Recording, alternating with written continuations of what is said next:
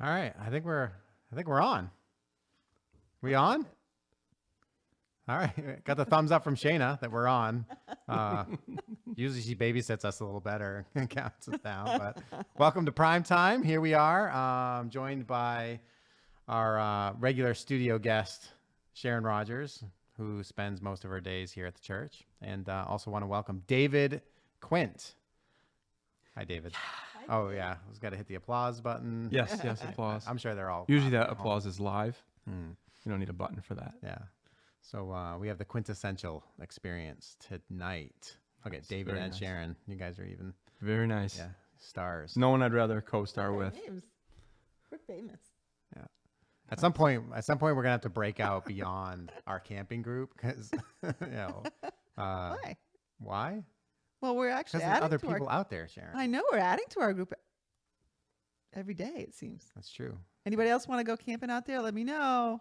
Might have a spot for you. Yeah. Or two. It's going to Maybe be two. harder to do church next 4th of July week. We'll just be on location. That's true. Yeah. That's not a bad idea. Church in North Conway. Well, welcome. So, David, why don't you, for those of you maybe that don't know Brother Quint, as we like to call him around here, David's on the finance and oversight team, so he's part of our board and one of the most intelligent people that we have in the church, right, Sharon? Yes, So, absolutely. That's a setup. This is probably Bad setup. This is probably a fairly not well known story, and I think every time I tell it, David says, "Really?" because he doesn't remember it. But you're a big reason why I'm here. I mean, you could also be a reason why I wouldn't be here, or that could have happened too. But So that I'm not very popular then. yeah, I mean, many years ago, when I was transitioning out of my position at the church I was at before I came here, my wife and I, we needed a church to kind of land on for what we thought would be a few months while we were making plans for our next season of ministry. And so we decided to visit here because it was far enough away from home and from where we thought we would ultimately be launching in a new ministry. And Dave Quint was preaching that Sunday morning. Really? You were. So you don't remember. No. I've told you this That story. was a long time ago. Probably 15 times. Well, finish the story. I can't wait to hear how I did. How'd it go? It was wonderful. Like Good. What we was were. the topic? Do you remember? I don't. Are you kidding? Yeah. Guess it wasn't that good. Not very memorable. Good, but not Yeah. memorable. In a few moments, we're going to talk about this past Sunday's topic. We won't remember that either, Yeah, probably. oops, yeah. What happened Sunday? Bowling. I think we were bowling. Yeah. But anyway, so that that kind of just So that solidified you here. it made me. I really enjoyed that first visit, and then we came back and quickly met Pastor Jim. Oh yeah, And that's cool. And was Dave leading worship the next time you came? I don't remember, but I'm sure he was in the rotation because I I used to do a lot of things here, but now you don't let me do anything. Don't talk, don't sing, just show up and give. very important things to do. Yeah, So pay your tithe and get out, we appreciate. And join us on PrimeTime. and come camping on 4th of July. Yeah. Yeah, that's So, good. Anyway, so good to have you guys here. I'm glad to have you here. Thank you. Thank you for coming back Yeah. for another week. Hey, we're gonna keep on. Good to plugging have away you. at this. I think you're doing. We've been You're doing good. Fun.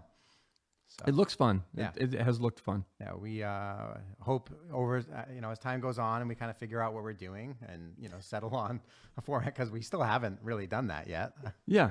Like this, every week it feels like how do we want to maybe reinvent this or Well, it must have taken 20, 25 minutes just to do makeup. That was really annoying. pretty intense. And pretty That was intense, tough. This Yeah. doesn't just happen. Yeah. Yeah. So anyway, all right. So we're going to talk about this past Sunday in a moment. But David, tell us a little bit about what you do during the week. Huh. For Well- those of you out there that might be interested. Yeah. My wife's watching, so she'll want to know what I do all week. There's not much at home. I've heard what she thinks. you do Yes. all the Right. Yeah. Yeah. No, I have I grew up in Connecticut, and Karen and I met in college and then moved to Massachusetts when we were first married, we lived in Braintree, Mass, and then moved to North Berwick in 1988. And my father actually grew up. He didn't grow up here. He spent his first 10 years in Sanford, so our roots were here. And so he had a little lot that his grandparents left him over across from Bonnie Begg. And we were living in Braintree, and we had our first child, and we really couldn't afford a bigger apartment down there. It was so expensive in the 80s. It was crazy. Probably not a whole lot unlike it is now, only not as bad. But we couldn't really afford to get a 2-bedroom place. So my dad suggested that why don't you take my little lot up there in North Berwick and build a little house? So we used to come here every year for vacation for a week. And I had a great aunt that lived over there. So we would come up and stay for a week. And then the thought of living here was really, not very attractive. It was great to visit, but I couldn't imagine living in such a remote place. But we prayed about it and made the jump and built a cute little house over there. And anyways, you didn't ask me about my past. You asked me about what I do every week. Yeah, no, So I have to lead into it. Yeah, that's fine. We'll get there. I have to coast into it. Right, we have time. Takes me time. I need momentum. But yeah, so we moved up here. We didn't know anybody except my aunt, who was about 95 at the time, and her 2 of her neighbors, who were about 85 at the time. And it was lonely and cold and dark, but it caused us, I think, to kind of hold tightly to each other because we were all we had. But I got a job at Wentworth Douglas Hospital. I worked there for a year I'm a physical therapist. I worked there for a year, and then I got a job managing a new startup clinic that they were starting in Somersworth. And I got that job in 1989, and I'm still in it, the same exact job. Yeah. Wow. Yep. Same job, same building. 2 of the same employees that started with us. It's been so I guess you'd say I like stability, not a risk taker. So You did get to a different house eventually. we did. We moved over to Wells in like the early 90s because we wanted to be in a neighborhood where we could get to know our neighbors and the kids could ride their bikes on the street without getting run over by a logging truck. And it was a busy road. And so we've been in Wells now for 28 years. And we have 5 great kids. Oldest is 33, youngest is 20, almost 25. And 3 that's all the kids he grandchildren. has. Huh? That's all the kids you have. It's 5? not that you have 5 great ones and then there's some other ones. Oh yeah.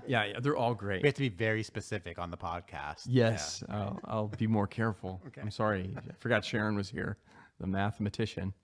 So we've got and we have 3 great little grandchildren, and all the kids are still, the farthest away is Portsmouth, so they're all nearby. So so I go to Somersworth every day, and I manage a practice over there. And my wife works for the school system in Wells, in the superintendent's office. So it's been a really great place. It was a great move to Maine, and we've been here at this church since 1989. So again, not much for transition. I think, were you alive then, Shayna? No, she wasn't. No, Shayna was yet to be. Of those things. Yeah. So we've seen a lot of change here, and but of all those years we've been here, which is, how many years is that? 32. 32 years. You're only the 3rd pastor we've had in all those years. So it's been nice that I think the Lord has really blessed our church by having consistent, solid leadership that has really, sustained, I think, the life of the church. So it's been fun. Some people, especially today, people are so mobile. They move around a lot. They do a lot of different things. I don't know. There's value in, I think, in stability and kind of putting down your roots and growing there and going through hard times, because it's easy to just want to take off when things get difficult. And we've had difficult times here. We've had difficult times at work. We've had difficult times, since we came here, but we've really stuck it out, I think, and worked through those things. And I think it's taught us how to be, the word of today, resilient, but so it's been good. It's been a good 30-something years. Yeah.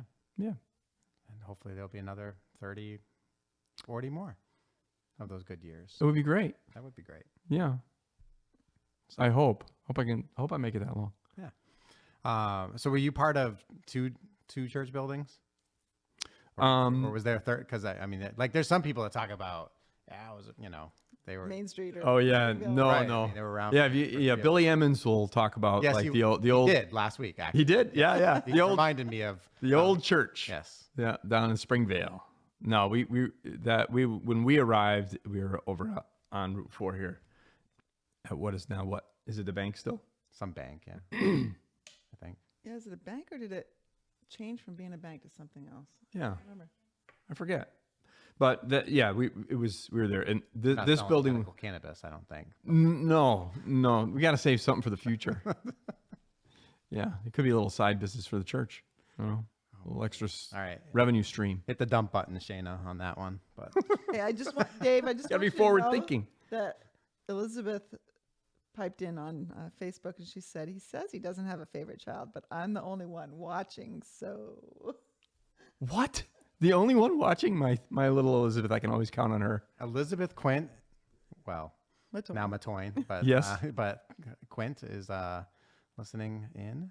Wow, That's great. That's huge. Yeah. I think that's the first. my favorite. That's her first church appearance in over a year. Nice job, Elizabeth. Good going.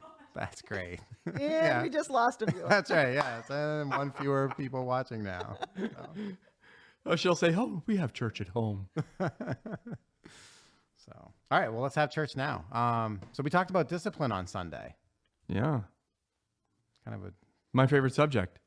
why is that? Well, ask Elizabeth. I was good at it. That's a good point, Elizabeth. If you're out there still, why don't you share with us some of Oh, that would be Dad's great. discipline tactics? Share your favorite. Oh, I already know which one it would be. Why don't you just She'll tell us? say when I punished her for laughing too much. Yeah. Yeah. When a kid laughs, you're getting reprimanded and you laugh in your father's face. That doesn't go well, usually. But she would not stop laughing. And I just lost it. I think I pulled the car over and did something regrettable. But, oh gosh, she never lets me forget that one. Yeah. So who's the disciplinarian between you and Karen? It was me. It was you? Yeah. Huh. I learned it from my mother. She was an expert. Yeah. How about between you and Peter, Sharon? Oh, it's me. That doesn't surprise me at all. Peter's so gentle. Oh, he's such a pushover. Hi, Peter. And you're just not. Even a little bit. I'm too hard-headed and too competitive. Like, I'm not going to lose this battle. So. There you go. Well, it's part of discipline, right? You can't. It is sometimes a battle, and you can't always want to be the buddy. You can't be the friend. You can't. That's hard, but anyways. Yeah. Yeah. For us, How about you? Yeah. Well, so Can we guess? If you go ahead. No, I'm not going to guess. All right. I'll get in trouble. If you took a vote at home about like who's the stricter person, Yeah. I think they would all unanimously vote that I am more strict than Mom is. Really? I wouldn't have voted that. But she is really the disciplinarian, and What's the difference? I don't know. I think it's the sense that that I don't know. I mean that if it comes That doesn't line up. Like I know, you're the strict one, but Renee's the disciplinarian. Yeah, I think it's because if there's Sets the rules and who right, if enforces there's them. rules, okay. to make or to hold or to wish upon your children, as is sometimes the only thing we can do. Yeah. I certainly would have some of those things, but when it actually came to dealing with the day-to-day, behavioral issues, that was Renee, mostly because our first two are girls. I mean, I think that's a big part of it.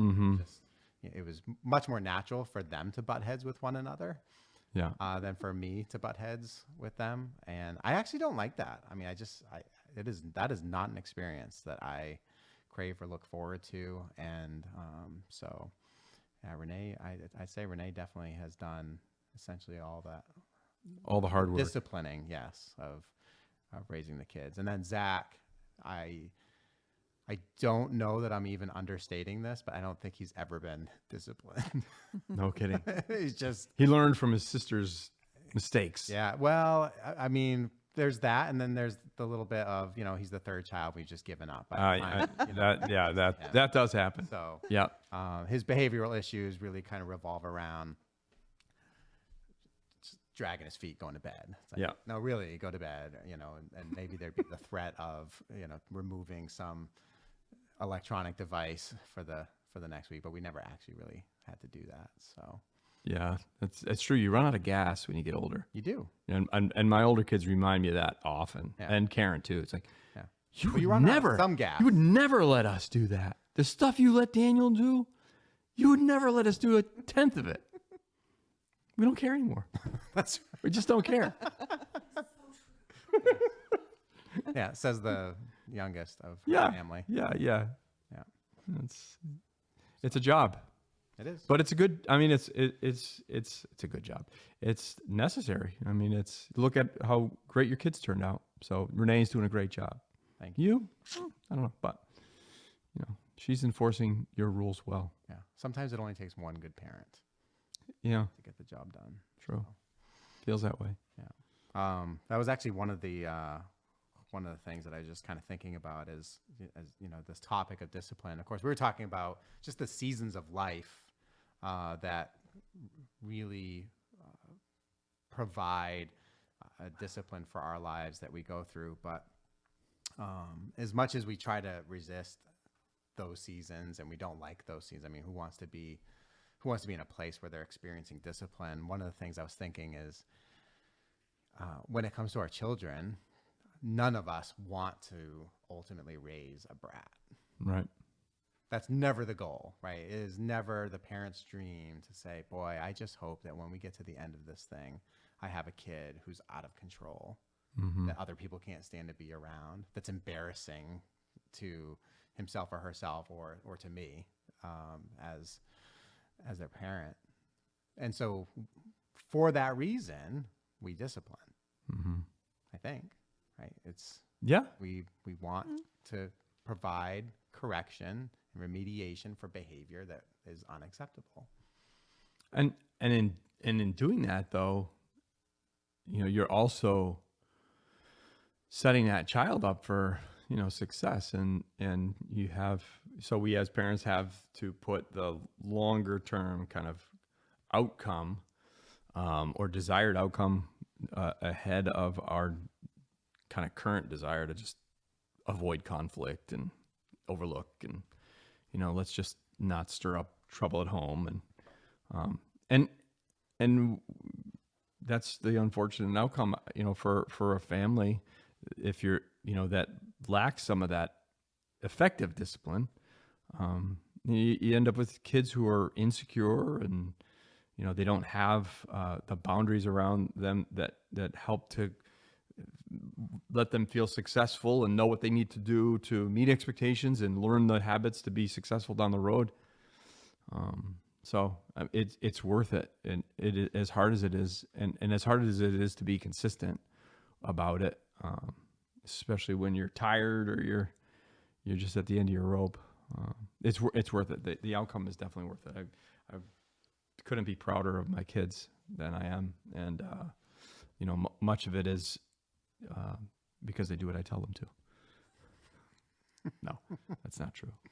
Because they've all grown up they've matured, and they've part of being mature is like doing things you don't want to do. Right. Yeah. Right. It's doing what you don't want to do. And who wants to get up at 6 o'clock in the morning to go to work? And who wants to work 40 hours a week or 50 hours a week or whatever? Who wants to go to school and do all the hard work of your studying and writing papers and all that stuff? But if that's part of maturity, is learning how to do the things you don't really want to do, so that ultimately you do succeed and you overcome. So Well, I think it's also it gets a little tricky when you listen to outsiders, people outside your family, or maybe even outside of how you feel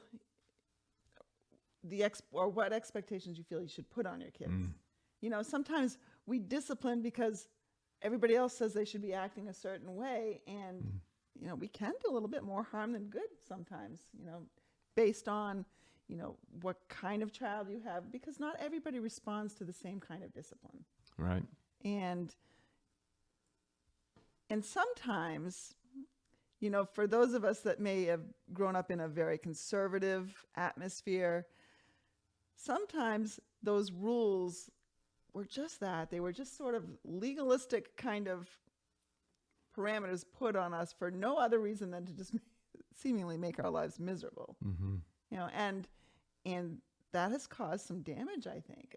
And so approaching the discipline with the purpose of not doing it so that the world sees our children as, you know, perfect little angels, but as people who are capable of making mistakes and growing from them, Mm-hmm. and still being loved, still knowing that they're loved. Right. It's not discipline for discipline's sake. Right. Oh yeah, we made plenty of those mistakes. Boy, when we look back at some of the things that we enforced when we were young, and my son, my oldest, he, how many times I've heard this one? You know, he's the only kid he knows that got disciplined for listening to Christian music. Because it was the wrong kind of music. You know, it was like, do you remember, I forget, was the 96.3 or whatever that channel is, the Christian radio station that plays music. On Saturday nights, they'd have Life on the Rock or something, or Cleft in the Rock. Do you remember that, Shayna? Shayna? She gave She you the does. thumbs up. She did. How do you know? How do you know she gave you a thumbs up? Every once in a while, we see her hand Oh, show up. there, thumbs up. I can see that. I'll just look over my shoulder. But Cleft in the Rock, it was called, I think. And I can remember, I walked in and I listened to my son, I into his room, and he's listening to this Saturday night radio show. And I mean, I disciplined him for that, because it was like, the beat of that music is just one small step away from that rock and roll. It's going to just completely ruin your life. You know, it's like, I was such a dope with a lot of that stuff. So yes, we can make Listen, mistakes. outsiders, and sometimes the outsiders come from within our church family. You know, Yeah. it's just, Yeah. But hey, they all turned out okay, despite us. Yes. Kids are resilient. Yeah, they are. But what we concluded was the reason we were so overreactive to a lot of things when the kids were young is that we were really parenting out of fear. yeah. We weren't parenting out of even. I mean, it was out of love, but it was love that was really overcome by fear. You know, if we don't do this, then that will happen. And you know, a lot of time when you do that, it just usually leads to overreaction and the outcome you don't want. You know, pushes kids away. I'm only grateful that the kids were patient with us, because we needed a lot of patience. And now it's healthy and good that we can laugh about that stuff. So when you talk about overreaction, that is me in a nutshell. But so I have a child, and I've mentioned it before, on the spectrum, and kids on the spectrum often thrive with overreaction.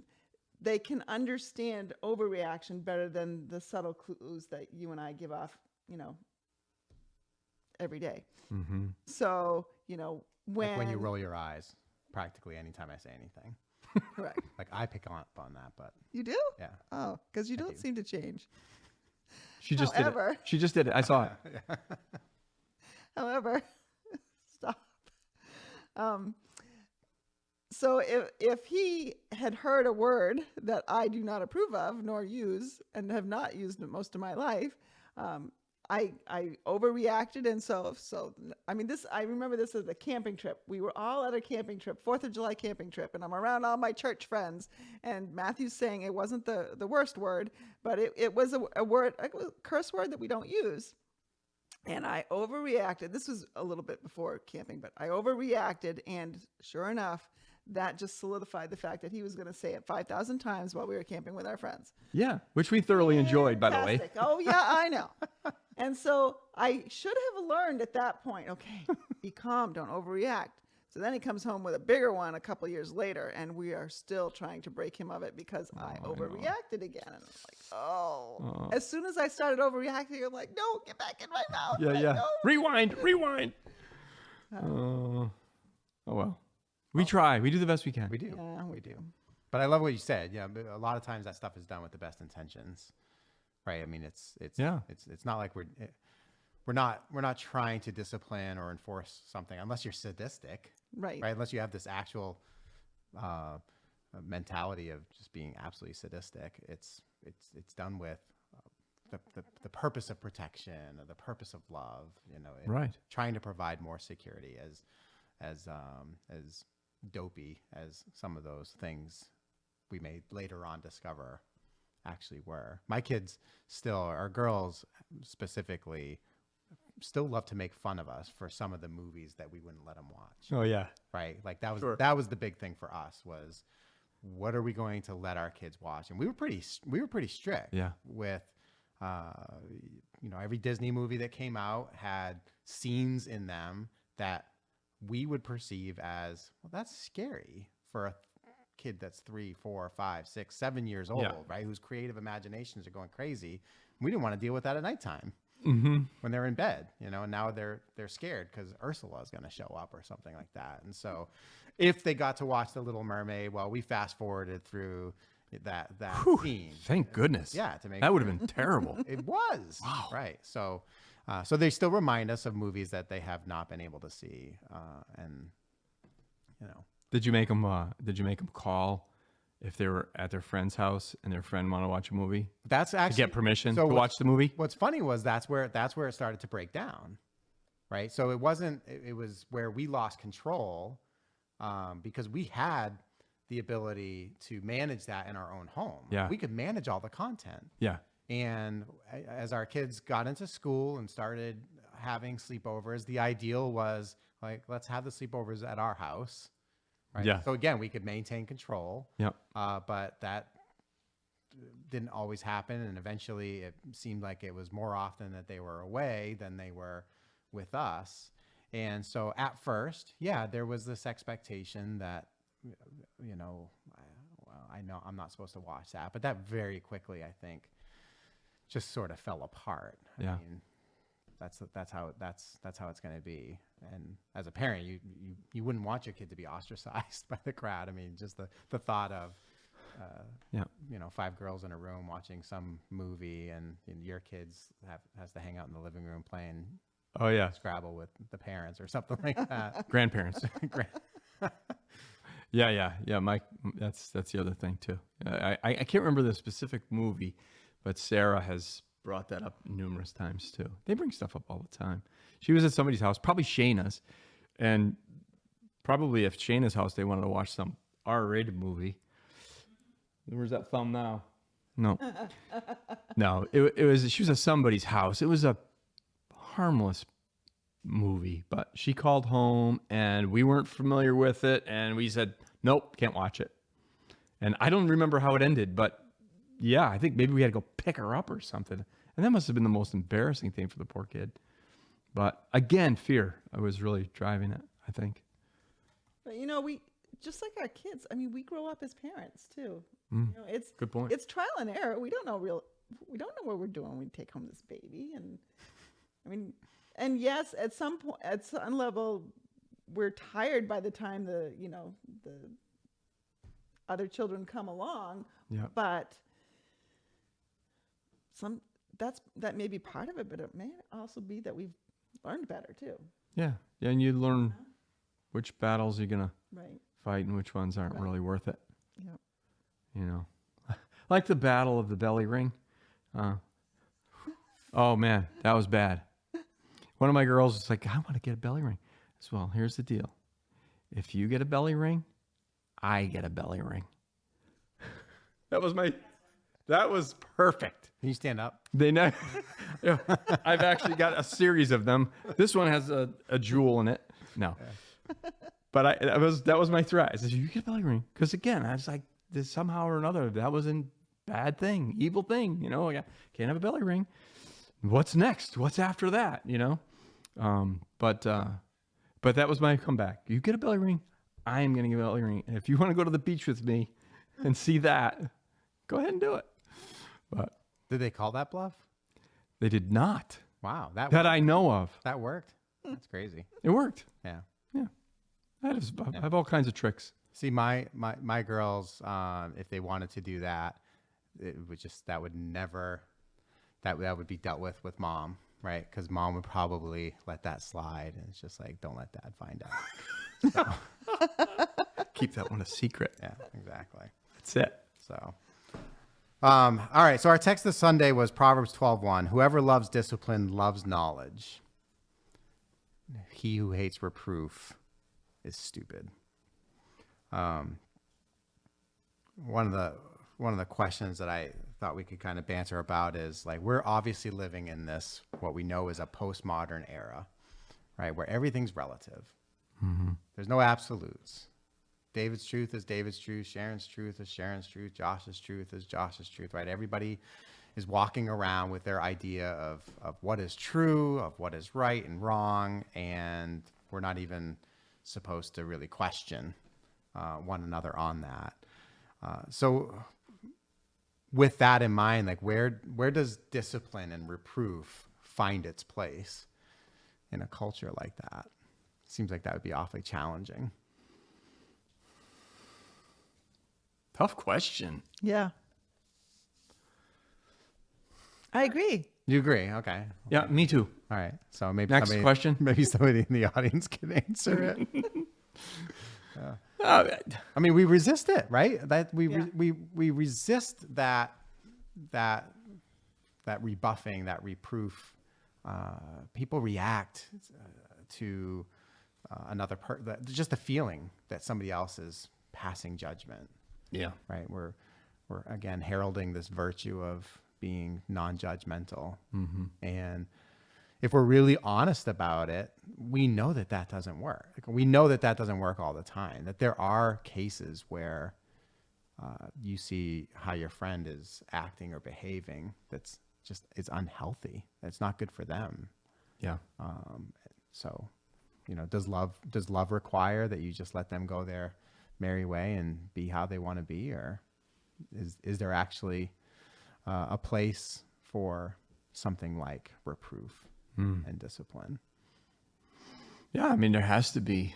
I don't know if there is no reproof. I mean, that's probably one of the greatest gifts in true, close friendship is to have that friend that will actually tell you, what they say when you're out of line or when you're just not, really at your best. And that's a gift because it enables you to grow beyond where you are. I mean, if you don't have someone in your life who's going to really be honest with you and upfront with you about things that you value and or really should value and maybe you don't value enough, you become, who knows what, you become that spoiled brat that you talked about earlier, without discipline, without that kind of person who will give you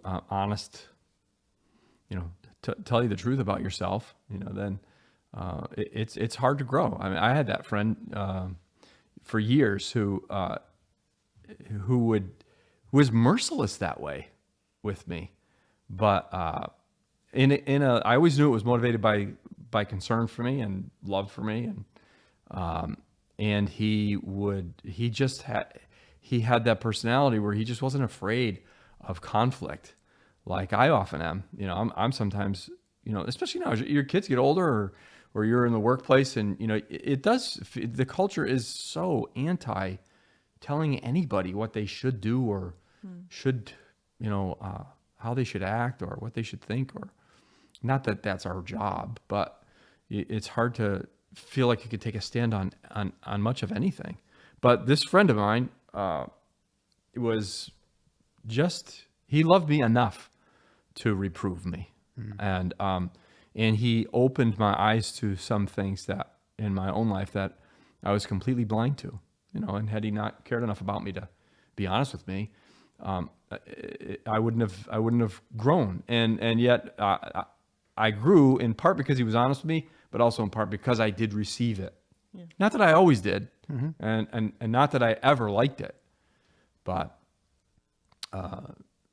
I remember specifically being on vacation with this couple and our kids and their kids, and and my buddy asked to go with him. You know, come. I got to go to the store. Come with me.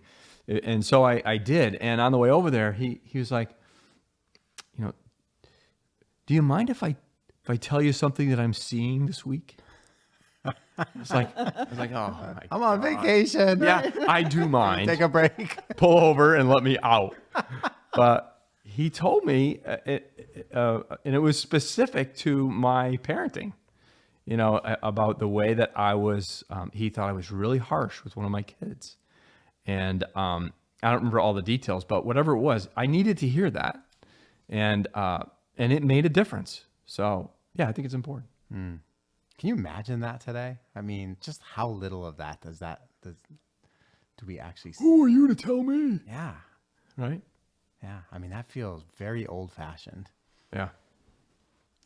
And it goes beyond, it's got to the point where you can't even say something that, dare I say, doesn't even matter, because someone will feel embarrassed, or you're concerned that they'll feel embarrassed. Like, you know, before you go out on stage to preach, you know, you've got something, you know, on your lip. Is somebody going to tell you? People that care might. Is this a true story? It is not. Okay. It is not, but I would want to know, but I also understand sometimes I almost anticipate how somebody else is going to feel, and that determines whether or not I say something. And you're right. It shouldn't matter how I feel it's going to be received. I should be more concerned with how I convey the information and why I'm conveying the information. Yeah. And I think if the relationship is real and honest and has been, and not just a superficial relationship, then, you know, the chances are that it's received well is far greater. But that's not, you know, nobody wants to say anything bad in our society. And hence they don't even, many people don't accept any notion of a God who would disagree with their way they live, right, or what they do. You know, so even God loses the right to tell you the truth about you. You know? Yeah, it comes to the place where that's offensive now. Yeah. Right. So it's almost morally offensive to me that anybody, including God, would be opposed to me, to anything I'm doing. Right. And I think that's, Well, he made you.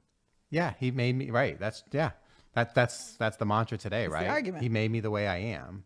So Yeah. it's like, if I'm a person that's given to rage, am I just supposed to, Yeah. am I supposed to, that's me, that's my makeup, that's my composition. And yes, I should try to do better with that, and I should try to grow, but ultimately, Yeah. you know, where's the accountability for that? So Yeah. Very true. yeah, the true story is actually that I preached with my zipper down a couple weeks ago. Really? I think I read that on There was Facebook. nothing in my I never heard from anybody that anybody noticed, but it was immediately obvious to me when I got off the stage that day. So. Oh, it's so cool up there Don't today. mention what week it was. People are going to go back and look at all the other. Oh, that's right. Yeah. Yeah. It was These things live online. month. Josh. Oh my gosh! I'm realizing Months and just months now ago. that you don't preach behind a pulpit anymore. no pulpit You're like protection. standing out there in broad daylight. That's right. Yeah. Josh, thank you for sharing that with us. We appreciate your honesty. You're welcome. You're welcome. You're I felt like dismissed. I felt like it was important You're dismissed. that we know that happens. So, yeah.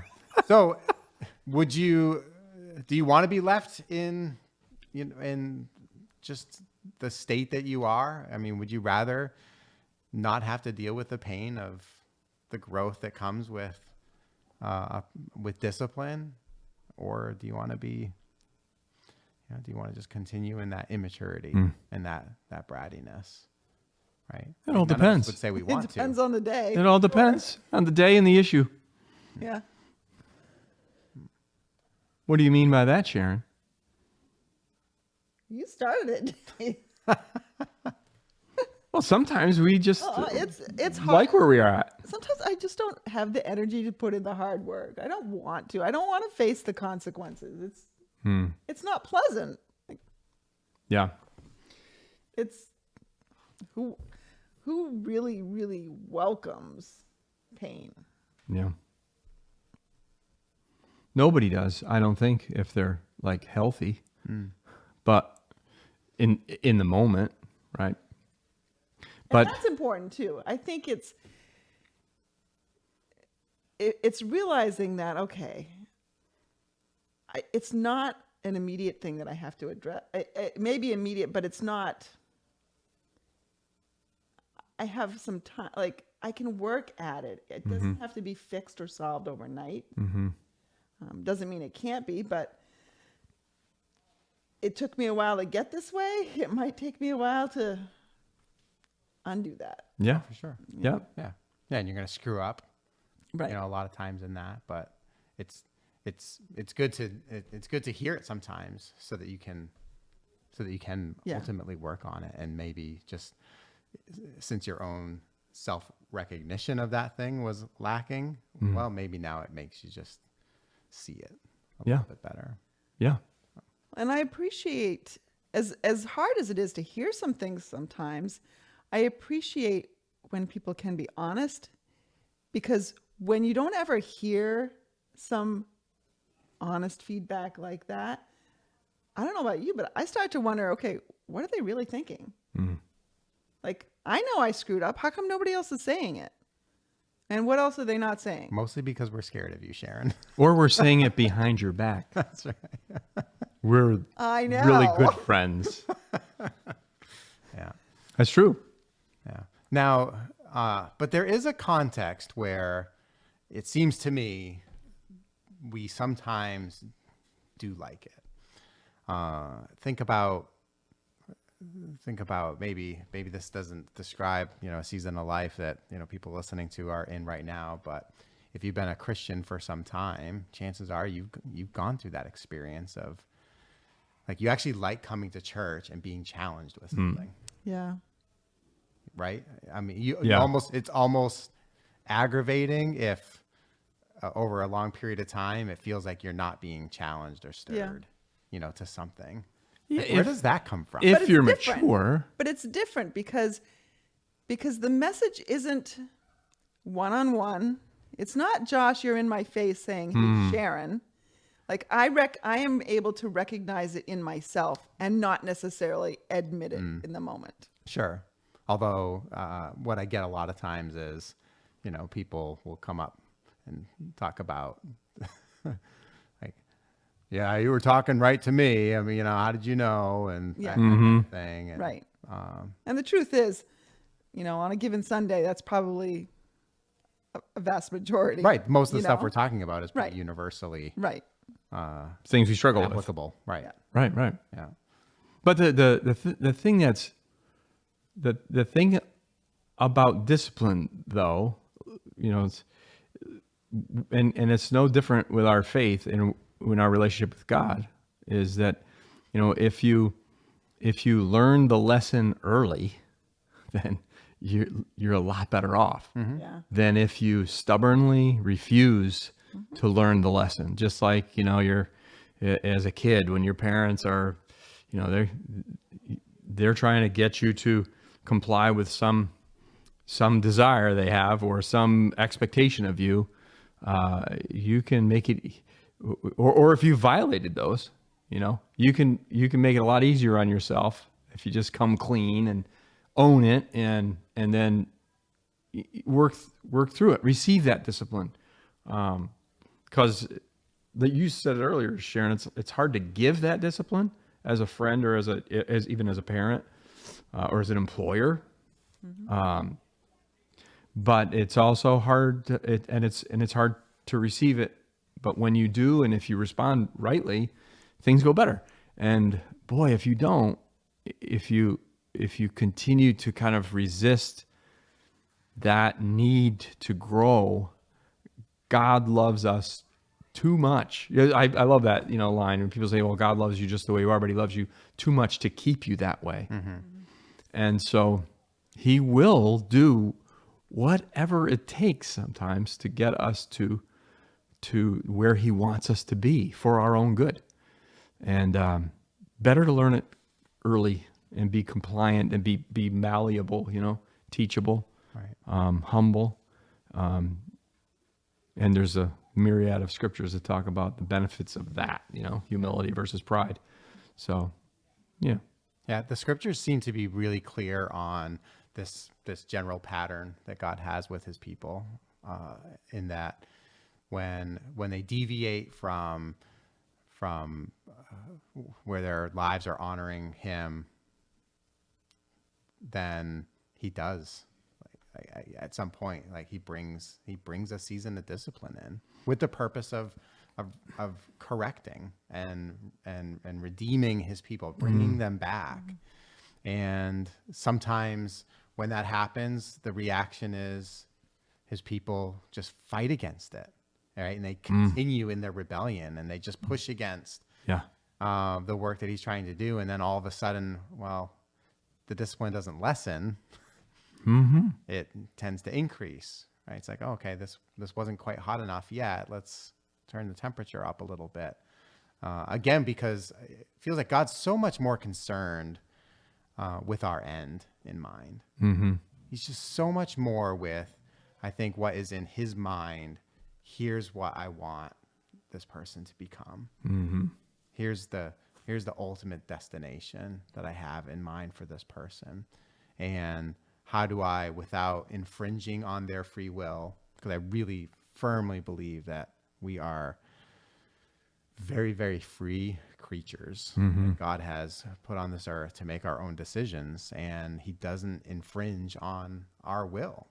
But how does he leverage circumstances so that we are given every opportunity to see ultimately the error of our ways and then choose for ourselves this better path, this better place that we can go.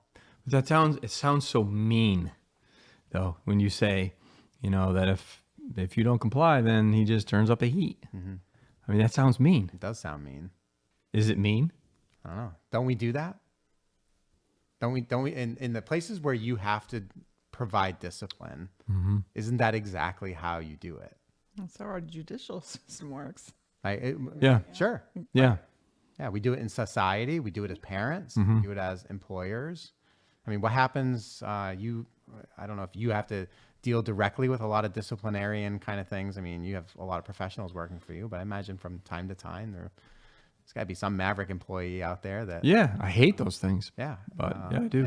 And have you had the experience where they just didn't take that correction the first time? And what do you do with that? Yeah, you're right. You just up the ante a little bit, and it's not mean.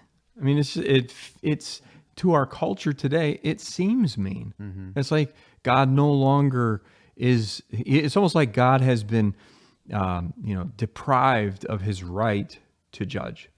It's like he doesn't judge. He doesn't judge our sin. He doesn't judge our immaturity. He doesn't. He just doesn't do that. Not today's God. He's too loving to do that, but that's exactly the opposite. Well, it's as time's gone on, right? We talk about, your fifth kid didn't get any discipline at home. It's like God's been doing this for several thousand years now. He's lightened up. Kind of given up. All right. Yeah. Hands off. Enough of that.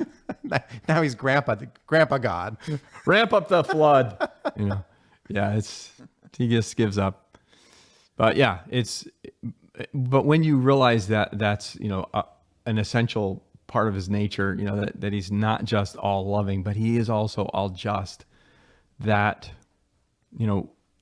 that when he does judge, it's out of, or discipline, it's out of his love for us and his desire for us to be the person he created us to be.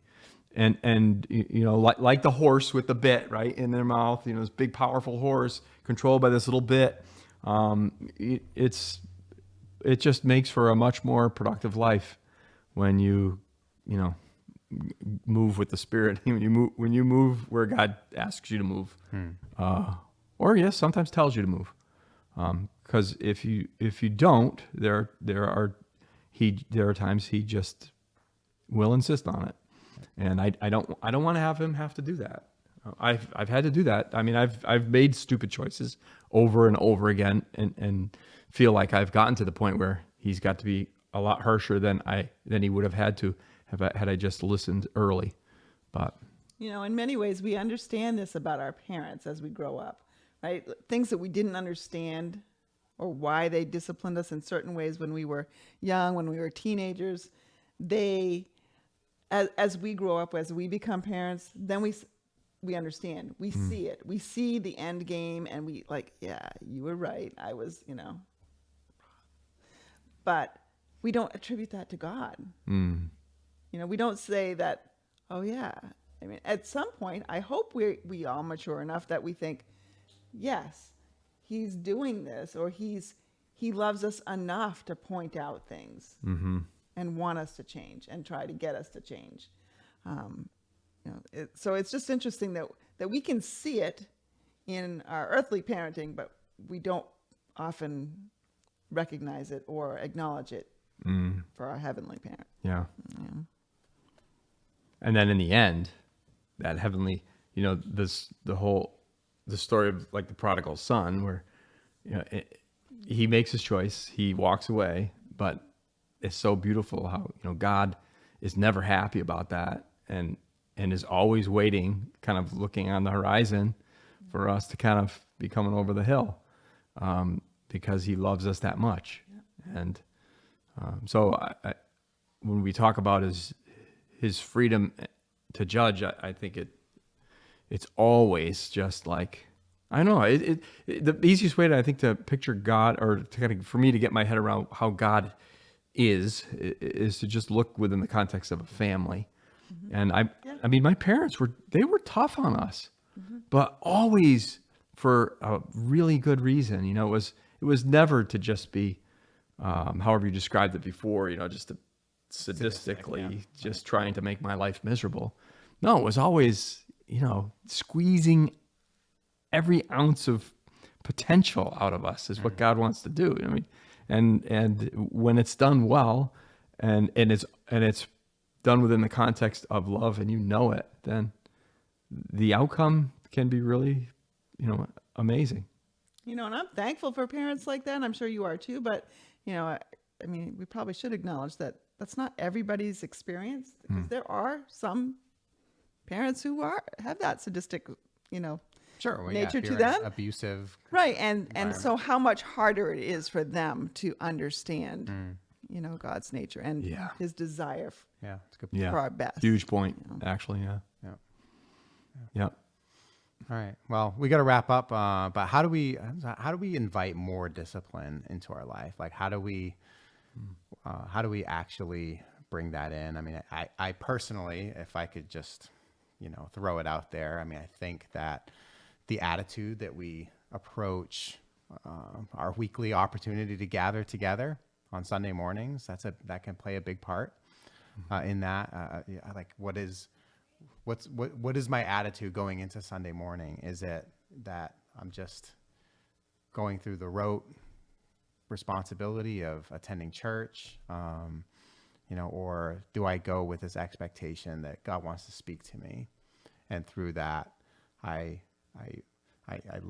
learn something. I think about, and we've probably all, I'm sure we've all done this, but like you sit in an environment, somebody's talking, and talking through God's word, and afterwards you say to a person, "Wow, that was good.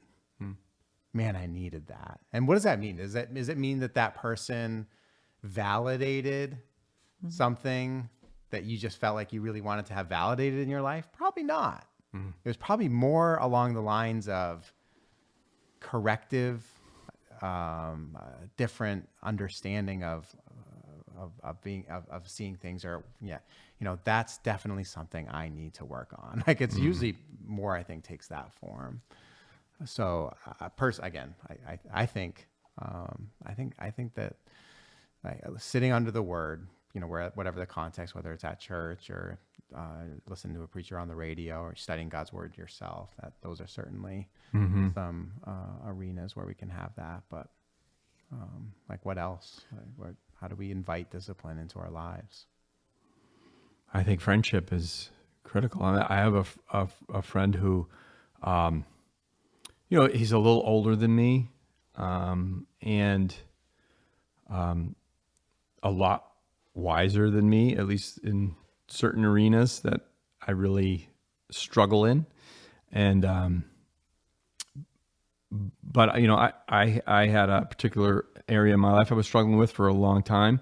I got kind of sick and tired of myself, and just asked if he would meet with me. Could I take him to breakfast once a month and let him hold me accountable in this area? It was risky. It was scary, but I mean, I wanted to overcome. I wanted to become who I knew I wasn't yet. And I knew, or at least I felt he could help me. And we've been meeting together for probably 6 years now. Wow. And he has, we've read books together. Sometimes we'll read a book together, and maybe we'll just shoot each other a text on the day's reading, or whatever. I know he's available day or night. So I think friendship, that kind of friendship, is really rare, but extremely valuable. And it's not hard. It's not easy to find. Sometimes you have to. Not everybody's willing to be that kind of friend. Yeah. But I think that's tough for important. guys, I think. Yeah. I mean, I think it Definitely. It certainly does not come natural, right? True. Yeah. It doesn't for many. But if you just take the risk, and it's worth it. Yeah. What about you, Sharon? Isn't it time to wrap up? I don't know. Sharon's Yeah, like, well, I I don't was need more actually discipline in my life. So my review's coming up, I'm pretty sure. So go have at it, Josh. this is review season around here. At Oh, Cleveland, nice. so Nice. lots of fun. Can I come? I was reading. Karen commented, "What are some other examples of how God disciplines His children other than through like-minded friends?" So we're talking about how we can invite that, but what are some other ways? So My gosh. Yeah, I mean, I think deflecting. as much as we wouldn't want to hear it, let's just be honest. Sometimes the circumstances we find ourselves in is that correction, Yep. right? Yeah. We do get punished. Yeah. We do experience punishment for our sin, the consequences for our sin. Yeah. Like, no way, not in 2021. God doesn't do that anymore. Not in this era of grace. Yeah. Well, no, we do. So, And sometimes it's not because of something you've done wrong that He's disciplining you for, or punishing you for. Sometimes it's just an area of weakness in your character, or work ethic, or whatever, that He wants. He will use God will use He wastes nothing. He recycles every bit of pain, every bit of struggle, every bad circumstance. He will recycle and use to redeem us, redeem that suffering, to make it something positive in our lives. And so it's not always things we've done wrong too. It's just, I've worked for 30 years with a woman, a peer, who ultimately became my friend, but probably at year 28. But she was brutal to me in terms of she was one of those people that had zero problem telling you what's wrong with you, and told me often. So, but in areas of administration, I was a full-time administrator, And, she just flat out sat me down one day and said, "Hey, I'm sure you're a good therapist and you're a nice person, but you're not a very good administrator. You probably should think of doing something else." I mean, it was that brutally honest. And it was like word for word practically. And I felt like just wringing her neck, but I just said, "Well, I appreciate that. Not sure I agree with you, but I think this meeting is over." But I will tell you that she revolutionized my work skills because she was just like brutal about it. And it made me a better, it made me a better, more effective administrator. So it's not always just things you run, it's just things you got to do better. And he will use every circumstance possible. The question I guess becomes, is this a circumstance he caused? And we oftentimes like to back away and say, well, God permits evil, but he doesn't cause it, or bad circumstances, whatever you want to call it. But yeah, sometimes he does. He causes them. He permits them. He does whatever the heck he wants to do to make us who he wants us to be. And if we'll humbly submit to it, I sound like I'm some sort of I got this down pat. I don't. But if we will submit to him, the fruits are worth it. Yeah. Awesome. Oh, that was great. Wow. Thank you so much. Is it time? It's time. Yeah, we got to wrap up and say goodbye. Yeah. But we'll do it again. You'll come back, right? Well, the pay is awesome, so I can't pass that up. I know this is way past your bedtime. It is. I'm normally asleep by now. Yeah. Yeah. In my jammies. Go to work late tomorrow. Feel free. Can't do that. All right, then don't. I have a job that's not just on Sundays. Yeah. Hey, to each his own. So, all right. Well, thanks again for joining us. Thank you all folks out there who are with us tonight. We'll see you again next. We're going to do it Wednesday again. Next I think Wednesday. we are. We'll see you next Wednesday. Have a great week.